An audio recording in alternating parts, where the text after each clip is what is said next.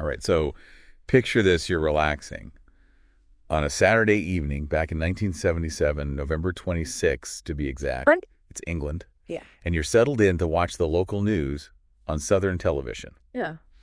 Maybe you've got a cuppa ready for the headlines, Right. when suddenly things take a very strange turn. You know what's so captivating about this incident is that it wasn't some blurry video, on a shaky handheld camera or something. Yeah. This was a major television network. And the interruption was clean, replacing the news anchor's voice with this deep, almost otherworldly voice. It's like straight out of a sci-fi film, isn't it? Absolutely. The voice claimed to be from an intergalactic association. Oh, wow. I mean, talk about a shock. And here's the truly eerie part. The video on the screen stayed the same. Oh, really? Can you imagine? The news anchor is still there, moving, but the familiar voice is gone, replaced by this, otherworldly message. That's wild. That must have been quite a jarring experience for the viewers, I imagine. What did the message actually say? Well, it was a really curious mix of warnings and calls for peace, urging viewers to put aside weapons of evil, and even mentioning the age of Aquarius. All this while, there's this strange, deep buzzing sound playing in the background. Wow, so it's almost like a snapshot of those late 1970s anxieties and hopes all wrapped up in this bizarre alien broadcast. Exactly. So naturally, the big question is, was this a genuine message from, an extraterrestrial source, Right. a meticulously planned hoax, Yeah? or something else entirely? I mean, we've got news reports, technical analyses, even opinions from cultural historians trying to make sense of it. So let's unpack all of this. Let's dive in. One of the first things to consider is how susceptible the Hannington transmitter was to interference. Okay, the Hannington transmitter. The one broadcasting the news that night, it was rebroadcasting a signal it received off air, kind of like how you might extend your Wi-Fi signal with a repeater. Oh, I see. This setup unfortunately made it vulnerable to anyone with the right equipment and know-how. So you're saying that someone with some technical expertise could have essentially hijacked the airwaves? Precisely.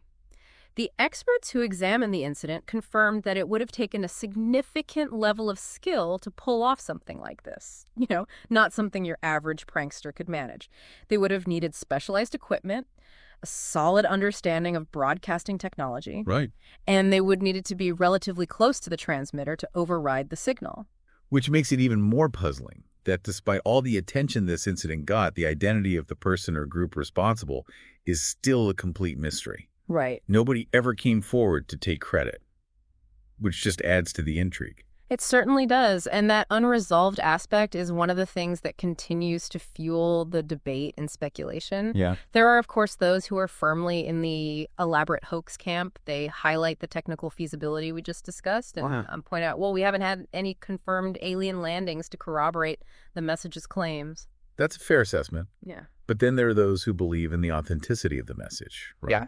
What are some of their arguments? Well, they point to the unusual qualities of the voice itself, how it sounded, distinct and, otherworldly, Yeah. plus the content of the message.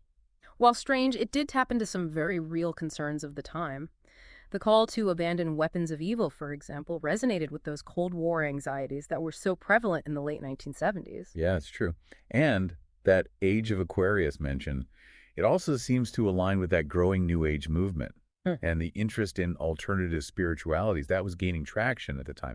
It's as if whoever created this message, whether a hoaxer or something else, really tapped into the cultural anxieties and the zeitgeist of that era. Precisely. And another interesting point is that even some local authorities weren't entirely dismissive of the incident. Oh, really? Yeah, the editorial board of the Hampshire Chronicle, which was a local newspaper, actually published an editorial questioning the hoax explanation. Wow. And they even suggested that the broadcast could be very real. So even back then, people were already grappling with the implications of this event and what it might mean. What do you think, considering all the evidence and the different perspectives? Was this a sophisticated prank, a genuine message from beyond, or maybe something that falls somewhere in between those two extremes? It's a question that continues to fascinate, isn't it? Even if we lean towards the hoax theory, it raises questions about the motivations behind such an elaborate act.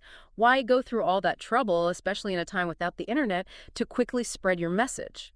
It's true. It wasn't as if they could just, film a video and instantly share it with the world. This took planning, technical skill, and a certain daring to pull off. Absolutely. And the content itself, regardless of its source, provides a fascinating glimpse into the cultural landscape of the late 1970s. Remember, this was a time of social change.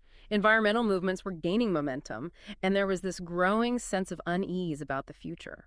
It makes you wonder if the message, whether intended as a hoax or not, was meant as a form of social commentary.